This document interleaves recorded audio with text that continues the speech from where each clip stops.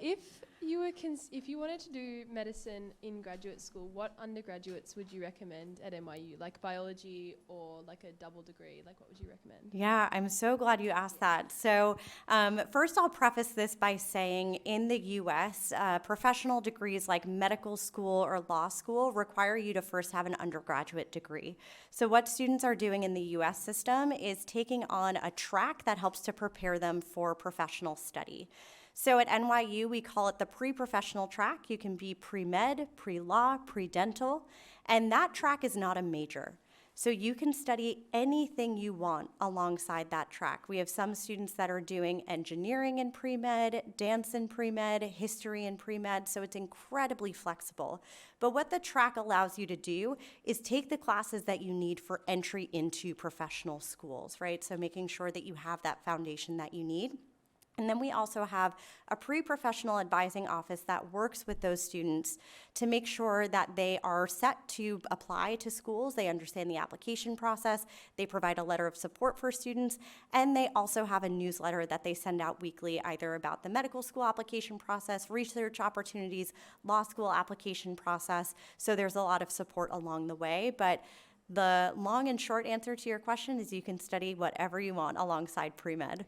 So you have the ability to explore. Yeah, great question. Other questions? Hi. Hi. So if I were to maybe go to the Stern School of Business and I wanted to also do a double degree with arts, would that still work? So in Abu Dhabi and Shanghai, it's very flexible with double majoring. In New York City, there are some restrictions across schools and colleges. So our general rule is that you can take on a double major as long as that second major is in our College of Arts and Science. So anything in the liberal arts, the humanities, the social sciences. If you wanted to double major across other schools, it typically is not possible.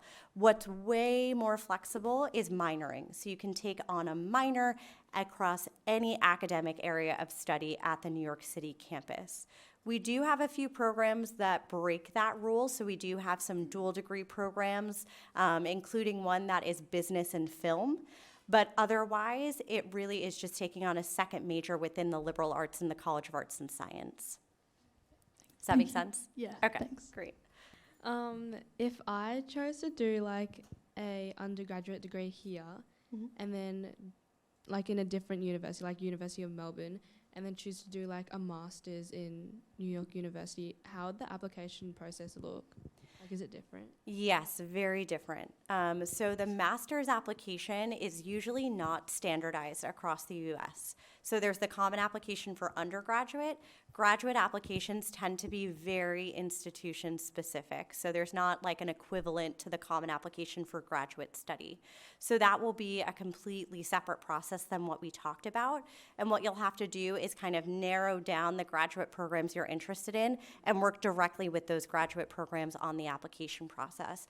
They usually require way more essays and writing than we do as part of the application, and those are usually reviewed by the faculty members in the department to which you're applying.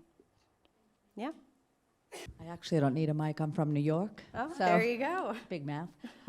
Scholarships available for the Australian students? Yeah, so all of our scholarships at NYU are need-based. So we don't really have many merit-based scholarships. It's going to be based on the CSS profile that Sal talked about earlier. Other institutions might have a different approach to financial aid than we do. So they might have some merit-based scholarships or scholarships that are specific to regions of the world. So it's always a really important question to ask. But for us, it's based on a family's financial need and how much support they need to be able to attend NYU. Yeah.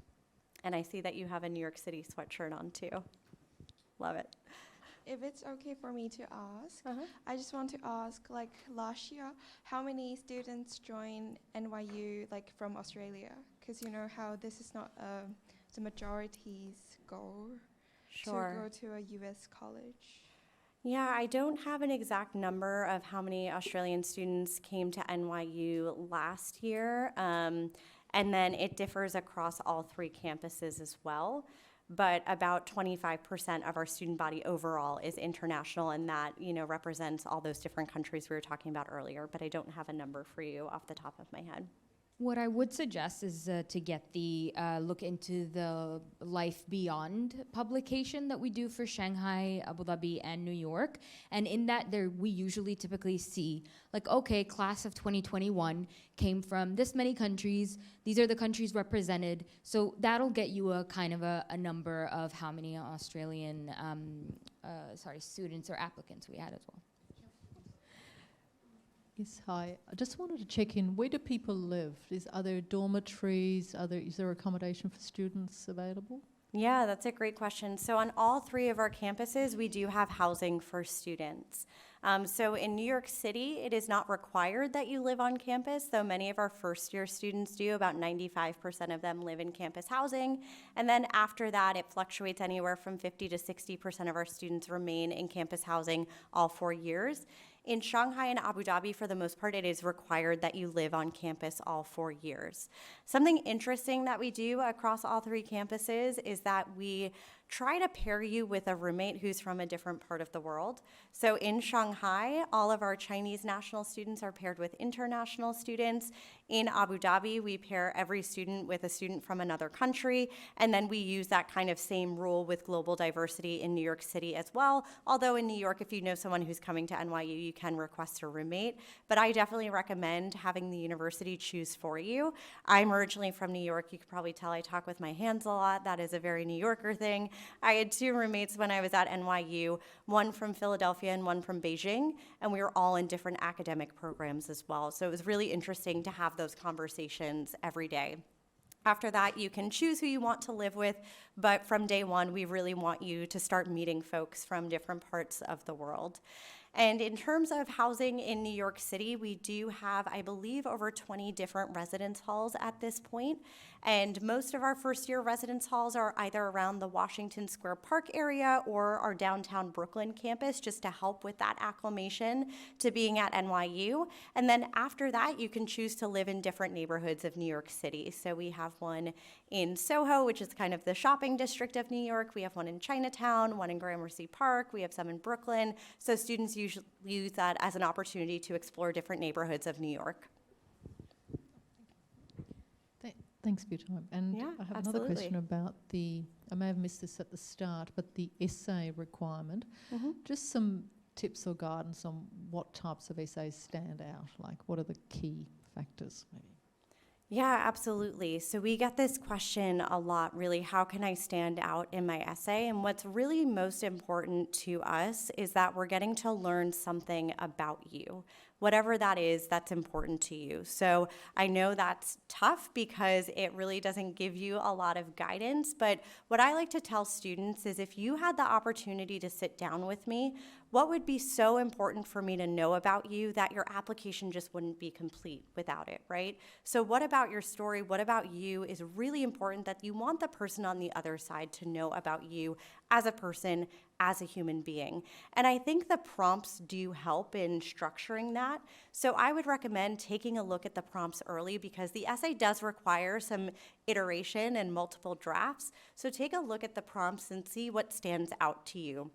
Do some free writing on them, see what feels natural and organic and makes sense. We're not looking for you to write like a Pulitzer Prize winning novel here. We really just want to get to know a little bit about you. Sal and I do this work because we like working with students, right? And part of that in the application is feeling like when we've opened an application, we've met a new person. And that's accomplished in these essays. So really make sure it's authentic to you and to your experience. So yeah, one thing I would just add to that is definitely authenticity is a big word that I use when I'm actually speaking to students, because if you're just saying stuff for the sake of saying it, we'll know. So it's better for you to just be as authentic as possible, and don't try to mold yourself into NYU. Try it the other way around. Think of how NYU is actually molded to you in that sense. We do have a question. Yeah. For sure. Thank you. Does the application process is different to like IB? So does it consider IB students? Sure. So like the IB curriculum? Yeah, absolutely. So we are very flexible in what we consider. So we talked a little bit about the ATAR. If you are in the IB curriculum, we'll actually take predicted or final IB scores as well. So we do acknowledge a lot of different curricula around the world, so that is important to us. Now, if you are in an IB curriculum, and this goes for the ATAR subjects as well, something we like to tell students is if you're interested in one of our business programs, we are looking for you to really take on a rigorous maths curriculum. So in the IB curriculum, taking IB maths higher level, make sure that you're pursuing maths as part of your VCE curriculum. And then if you're interested in engineering, the same goes for maths and obviously the sciences as well. So that's something that's really important to us when you're choosing your curriculum, whether it be VCE or IB. For programs that are only offered, say, in the States, like sports management, would you typically have to start there and spend the first year or 18 months before you could go to somewhere like Abu Dhabi, or could you start in Abu Dhabi and, yeah, how does that work? Sure. So most of our students who are doing a New York City-based program are spending their first year in New York City. We have a few exceptions to that, but students are typically studying away in their sophomore or junior year. Something that's really cool about the sports management program in particular, they're actually launching a global program where students can spend 5 semesters studying away and really think about sports around the world. So that is a new venture of the sports management program in particular. We also have 2 programs where students can spend their first year away, one of which is through our Stern School of Business. Our Stern School of Business gives students the opportunity to spend their entire first year in London. And then we also have something called the Liberal Studies Core, which we didn't talk about. So this is a New York City-based program that's a great fit for students who are undecided overall. You don't know what you want your major to be. You don't know what school or college might be of interest to you at NYU. You spend 2 years in that program, and then you can transition into most of our majors at the university to complete your degree. So with that program, you can spend your first year in New York, Washington, D.C., London, Florence, or Madrid. And these are all options on the common application, so it lays it out for you. But the vast majority of our students who are doing a New York-based program are spending their first year in New York City. Yeah. Yeah, so last year we received about 105,000 applications for admission, and our acceptance rate was around 12%. And this year we received around 120,000 applications. We're not sure what our overall acceptance rate will be this year yet because we're still releasing decisions, but last year it was around 12%. Sorry, I have another question. That's in okay. terms of the SAT score, like I know you said that it's not required, but is it like always good if you have it, or that doesn't make any difference? So you will not be disadvantaged if you don't send an SAT score. So if that's not something you want to submit with your application, you will not be disadvantaged in the process.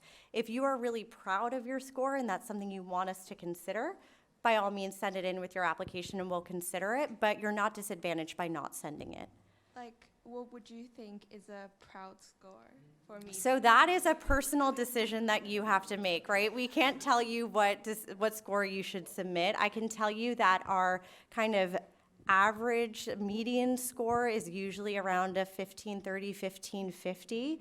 That being said, we have students that are admitted with a score below that and scores above that. So it gives you a general sense, but we wouldn't be able to tell a student whether or not they should submit a score. It's really about what you want us to consider in the application process. Yeah. And I'm just going to talk a little bit more widely about that. The standardised testing, SAT and ACT, it's a bit of a strategy now.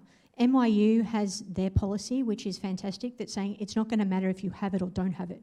So when you're shortlisting your colleges and NYU is on the list and so many other colleges are on the list, you need to see if they do require it for their admissions. You need to see if that score is required to get merit or academic-based scholarships at some institutions. Not all institutions, but some institutions. But it is a strategy on, do you use it? Do you not use it? How good are your grades? Is it going to help your grades? Is it not going to help your grades? So it's a bit of a strategy.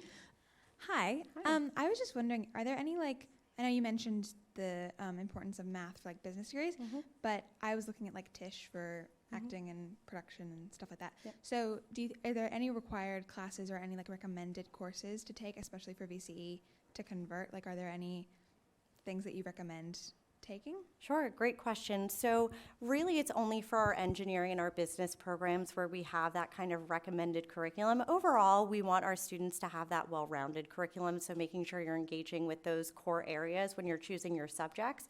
But there are no specific courses that we would recommend for the film and television program or any of the other artistic programs. Yeah, sure. Hello.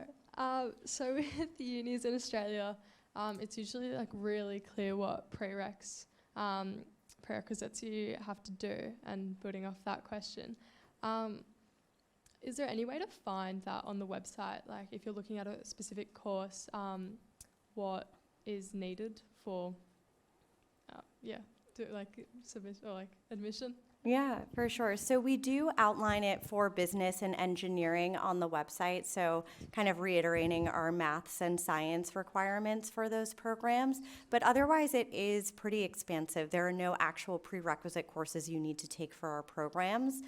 We do recommend, like I said, kind of engaging in all of the core areas, just because that's going to be important when you arrive to university in the US for that liberal arts curriculum, right? Continuing to engage in those core areas throughout high school, make sure that you can be successful in those classes once you get to university.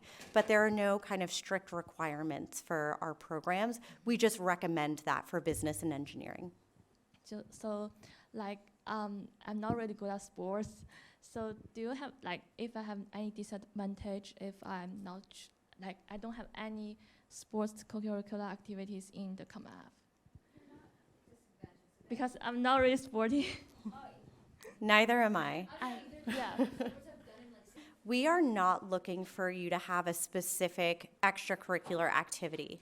The extracurricular activity profile looks different for every student. So we're not expecting you to be involved in a business club if you're applying to business, right? If you're really passionate about music and you're pursuing that, that's great. We just want to see that you're involved, you're committed, and you have impact. So we're not looking for a specific activity. So it's really about, are you pursuing your passions? Are you involved? Are you going to make an impact on our community? And that's really what we're interested in. So since we have the school-college system in New York, so I showed you all the schools and colleges, like College of Arts and Science, Tisch School of the Arts, it's not as flexible as Abu Dhabi and Shanghai. So if you are changing your major within the same school, so let's say you're in the College of Arts and Science and you're switching from history to psychology, that is a simple conversation with your academic advisor. If you're looking to switch schools, then that becomes an internal transfer application. And we do our best to make it possible. We ultimately want students to study what they want to study, but sometimes there are space constraints. Where it gets very competitive is with our Stern School of Business. We typically do not have a lot of space available for students to internally transfer to that program, as well as our artistic programs, because there is the audition and portfolio component to it. So if you know that you want to be in a specific program, we would definitely recommend applying directly to that program. If you genuinely change your mind and you want to explore something else, we can help you through the internal transfer process. Just know it's not always guaranteed. Thank you. I have two for you. So firstly, I understand there are many people out there who have many talents, many interests, and many extracurriculars under their belt. I was thinking, does my personal statement and application have to align with my intended study? As in, if I do have many extracurriculars, many interests, do they all have to be there if I'm intending to study something else? That's a great question. So it doesn't have to align with what you're interested in studying. Your activities that you're pursuing outside the classroom could be completely different than the major you intend to study at NYU. I'll also say for the personal statement, you don't need to talk about all of the activities that you're in. We see that already with the activity profile. If you wanted to provide a story or a snapshot of an experience you had within an activity in the essay, that's fine, but you don't need to list your activities in the personal statement. We already see that, so we're hoping that the personal statement provides new information that we can learn about you. And you don't have to use the personal statement to talk about your academic area of interest. It could be something that's totally unrelated, that is an important story to you, an important element of who you are, that doesn't necessarily line up with your interest in history or philosophy or business. It really just has to be a personal statement about who you are as an individual. Thank you. And the second one, so it was mentioned that like in the case of studying with Shanghai, students get really involved with Chinese culture and they learn the language. In other words, they are perfectly able to go to work in China after they graduate. But I'm concerned about whether we are allowed in other words, like, are we allowed to be granted are we eligible for a Chinese work permit immediately after graduation? So if you are hired by a company that would give that permit to you, then yes, you are eligible to work in China right after graduating, but it would just be contingent on finding a job within China after graduating. But you are able to, as a non-citizen, work in China with a degree that's recognized by the country. How much does academics play in the admissions? Yeah, good question. So our review process is academically driven. So we are a selective institution, so academics is a really big part of our review process. So we're looking at, the rigor of your curriculum, the grades that you're earning, your predicted HR, predicted IB, final HR, final IB, and that is a really large part of the conversation. But we are looking at the whole picture as well, right? We have a lot of academically competitive applicants to the university, so we also want to get to know who you are outside of those numbers. So that's where the extracurricular activities, the essay, the letter of recommendation comes in. Just a little bit more about the letter of recommendation. Sal mentioned that we only require one. And again, we talked about intentionality. Think about who can really speak to who you are, right? So it doesn't have to be your biology professor if you're applying to our biology program. It can be a club advisor who knows you really well and can speak to that in their letter. So that's where another piece of intentionality comes in and kind of rounds out who you are as a human being. Yeah, in the back. It says on the common application that you can include a supplement essay. I'm just wondering what that is, how it adds to your application and how it differs from the personal statement. Yeah, that's a great question. So the personal statement goes to every school that you apply to in the common application, right? So that is not a time to talk about a specific institution. That's really, kind of a personal essay about you. The supplement essays are attached to the schools that you're applying to. So every time you add a school to the common application, you get a new tab, one per school. When you click into that tab, you see the specific questions that school has for you. So for NYU, we ask you about your campuses of interest, academic programs of interest, and some schools have a required supplemental essay. And what they choose to ask is really up to them. In most cases, it's asking you to give them information about why you're applying to that school. So why are you specifically interested in our institution? Sometimes it's creative writing prompts, and they just want to see how you respond to different creative writing pieces or a little bit more about how you think. For NYU, our essay is optional. So it is up to you as to whether or not you want to submit the essay. And Sal mentioned this. When we say optional, we truly mean optional. So it's all about, did I provide all of the information that I needed in the application, or is this essay going to give me another opportunity to provide something that I want the university to consider, right? So if you feel like you are sufficiently kind of providing information through extracurricular activities and the personal statement, you don't need to fill out our supplement. If you wanted to provide more context and more information, you can. Some are optional, some are required, and the questions that are asked are really individual to the institution. I was just wondering, in regards to sporting, I play volleyball. I was wondering if there was any type of, say, elite club or anything that I could get into and train and play whilst over studying. Yeah, so for NYU, we are Division III, which is a varsity division within the NCAA. There's Division I, II, and III. Division III does not offer any athletic scholarships and really is focusing on the balance of academics and athletics. I know Samantha has a lot of great information about applying to Division I and II schools and what that looks like in the United States. So it really just depends on the level in which you want to compete. And for the most part, you can be in touch with the coaches at various institutions to get the conversation started about what that recruitment process looks like. So if the ATAR doesn't actually like meet your requirements, does that automatically like kind of eliminate us in that? Are you talking about like predicted versus final ATAR, if there's a difference, or just like what's competitive in the process? Yeah, what's competitive? Sure. So with everything about our process, there is no cutoff or requirement. So we don't have a specific score that you need to receive. And if you don't receive that score, we won't look at your application. That's not really part of our process because we're looking at that whole picture. I would say for the ATAR, for students who are typically competitive in our process, they are usually scoring in the high 90s. And then if you're sending predicted scores, we do expect the final score to be close to that predicted score. So we do compare the two. But usually students who are competitive in our process do have an ATAR score in the high 90s. Yeah. Hi. We have like 10 more So minutes. I was wondering, what is like the difference with the application process of VC, ATAR, and IB? So the application process is exactly the same. It's just the academic documents that we're looking at, and we are familiar with all of those different pathways. So we aren't comparing students in two very different education systems. What we're doing is looking at your transcript in the context of your high school, in the context of your region of the world.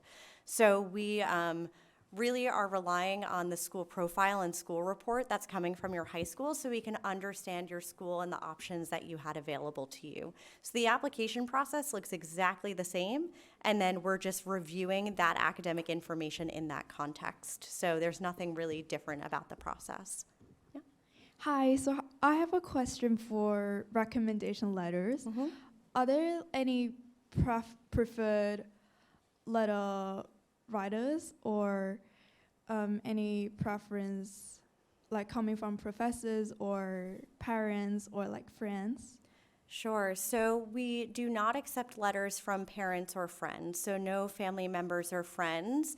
We are looking for someone who is in a position of authority kind of outside of that capacity. So a teacher, a careers advisor, it could be a supervisor for a club or organization that you're part of, a mentor, a manager at work. So really someone who is in a position of authority, but who that is totally up to you. And again, thinking about who knows you really well and can speak to that in the letter. And you can submit up to 3, but we only require 1. Are there any suggestions for building connections with the authorized people?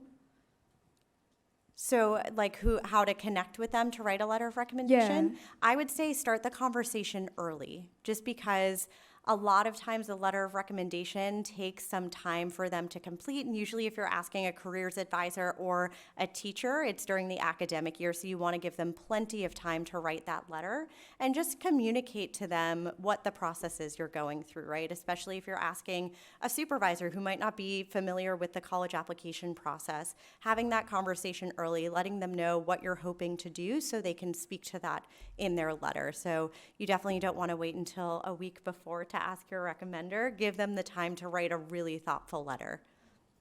Thank you. On the basis of academic results, are there preferred types or personalities for your preferred students? So I wouldn't say we have any preferred personalities. I think part of the beauty of NYU is that we have such a diverse student body. So there's no one good fit for NYU. Some kind of shared traits across our student body are students who are globally minded. So students who really want that global education, are open to new opportunities and new experiences. That's really important to be part of the NYU community. And I also would say self-directed learners too, because you are in these big cities, right? We are an institution that provides support, but we also expect you to advocate for yourself in the process. So students who are self-directed, who are looking to, kind of take on new opportunities and pursue new things. So those are shared characteristics, but there really is no one student who's a good fit for NYU. I think there are a lot of students who can find themselves at the university. Thank you. Yeah, and I think we have time for maybe one or two more questions, just being mindful of time. I know a lot of schools in America care a lot about leadership and sort of voluntary work and stuff. Is NYU sort of the same? Do they care about that a lot? So it is something we do care about, but it all is within kind of what is of interest to you, right? So if you're not doing a specific community service opportunity, that's not going to disadvantage you in the process. If you're really involved in the arts and someone else is really involved in community service, both are incredibly valuable. So we just care that you're having an impact and you're involved in the community, because we want students to be involved in the community on our campus too. But there's no kind of specific activity that we're looking for that we prefer over another. I just want to ask for early decisions. So we have the predicted scores, and for example, if you already give us the offer for early decision, and then our final result turns out not to be as good as the predicted score, would you recall the offer, or you would just still give us the offer? Yeah. So it depends, right? So usually what we do, if we have a concern, if a predicted score is very different than a final score, one of the first steps we'll take is reaching out to the student to see if there's any context we have to consider, if there's a conversation we need to have. We have rescinded admission in very rare cases, but we do have a conversation with a student first about that, and it really has to be a very large discrepancy for that to be an issue. But we are expecting students to come close to their predictions. Okay, yeah. Thank you. Sure. Hi, so I had a question. As a Year 12 student this year, when do you think we should start making or submitting the applications? Yeah, so you can start making a Common Application account now. The actual application for NYU for the next semester doesn't open until August 1st, but anything you fill out in the Common Application now would just transfer over to an application that you would submit the following year. So if you wanted to just start seeing the information that they collect in the Common Application, looking at the prompts, you can start doing that now, but the actual application for our fall 2024, which is your spring 2024, opens up on August 1st. And then the first application deadline will be November 1st of this year. And what website was that through? I'm sorry? Was that through a certain website? So that's through the Common Application website. It's commonapp.org. And all of the information is on our website too. So if you forget anything that we've mentioned about requirements or websites, if you go to the admissions page of our website, we actually link out to the Common Application so you can start creating that account. And I just had one more question. Yeah, Sorry. sure. So as an IB student, we have the CAS requirements. So can you use that in your extracurricular profile? Yeah, so if that's something you're doing outside the classroom, absolutely, you can include that in your extracurricular activities. Yep. Thank you. Yeah, absolutely. I think we can take one more question. Yep. I think we can squeeze in one more. Yeah, that's what I said. So, no, after this. Oh, one. okay. I was like, Annie, I know I'm bad at math, but not that bad. So if there's anybody else that thinks of a question? So I heard that Melbourne Uni is partners with NYU for exchanges. How does that process work? I'm sorry, I didn't hear the first part of the question. I heard that NYU is partners with Melbourne Uni for exchange students. Sure. So we do have our set campuses, which you saw on the map, but we do have some exchange programs outside of those campuses.